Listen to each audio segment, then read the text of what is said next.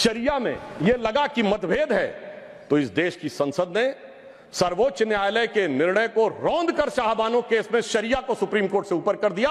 मैं विनम्रता से कहना चाहता हूं, दुनिया के किसी सेकुलर देश में ऐसा कोई एक उदाहरण बता दे तो मैं अपना बयान वापस लेने को तैयार हूं।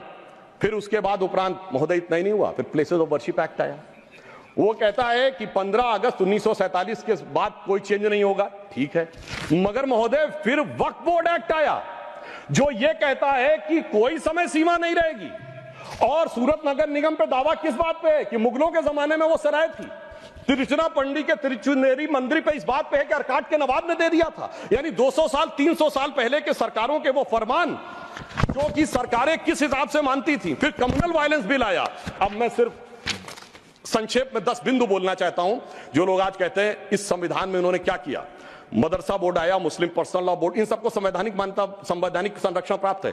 4 पत्नी रखना, ट्रिपल तलाक, हलाला, मेहरम बालिका से विवाह करना, तलाकशुदा महिला को कोई मुआवजा न देना, हज सब्सिडी, वक्फ बोर्ड। अब मैं कहना चाहता हूं, मैं विनम्रता से कहना चाहता हूं कि इन लोगों ने इस कॉन्स्टिट्यूशन को सेकुलरिज्म का शिकार करते हुए इसको पार्शियली शरिया कॉन्स्टिट्यूशन बनाने का प्रयास किया। अन्यथा कोई गैर मुस्लिम देश दिखा दे कि जिसमें कि इस प्रकार की बात हुई हो, कोई सेकुलर देश, 200 देश हैं, बड़े विद्वान लोग बैठे हुए हैं वहां पर।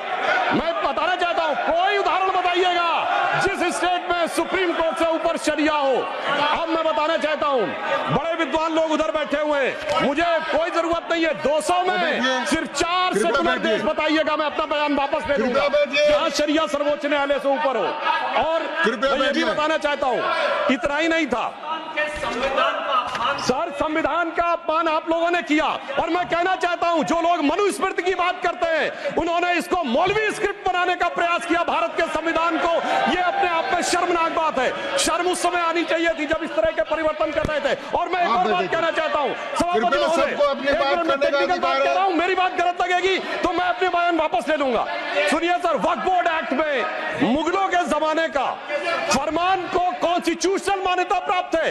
यह वो संविधान था, वो सरकारें थी जिनमें जिम्मी का कॉन्सेप्ट था, जिसमें जजिया का कॉन्सेप्ट था, जहां के बादशाह गाजी की उपाधि लेते थे, सैकड़ों लोगों को मारकर। इवन अकबर ने भी गाजी की उपाधि दी है। यदि इस प्रकार की चीजों को, तो मैं कहना चाहता हूं सर, मैं पूछना चाहता हूं, जिम्मी और जजिया के फरमानों को कॉन्स्टिट्यूशनल मान्यता देना क्या शरिया को संविधान में लागू करना नहीं है? इसीलिए मैं कहना चाहता हूं, सुधांशु त्रिवेदी जी के अलावा किसी का रिकॉर्ड में नहीं जाएगा। आज मामला, सभापति महोदय, आज मामला मनुस्मृति बनाम संविधान का नहीं है। संविधान के बाबा साहब की पहचान और संविधान के ऊपर शरिया के निशान की है। और इसीलिए मैं बिल्कुल ईमानदारी से कहना चाहता हूं कि इन लोगों को सुधांशु त्रिवेदी जी के अलावा किसी का रिकॉर्ड पर नहीं जाएगा। कृपया आप शांत रहें। मगर मैं यह भी बात स्पष्ट करना चाहता हूं, हम कोई मुस्लिम समाज के खिलाफ नहीं है, शांति से। अगर मुझे एक देश दिखा दीजिएगा जहां शरिया सर्वोच्च न्यायालय से ऊपर हो तब बात करिएगा। मैंने उदाहरण कोट किया।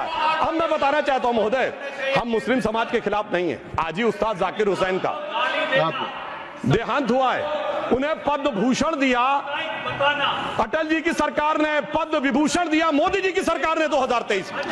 मैं पूछना चाहता हूं, ये बताइए, आपको अब्दुल रहीम खान खाना, रस खान, मलिक मोहम्मद जायसी, अशफाक उल्लाह खां, वीर अब्दुल हमीद, डॉक्टर APJ अबुल कलाम क्यों नजर नहीं आते?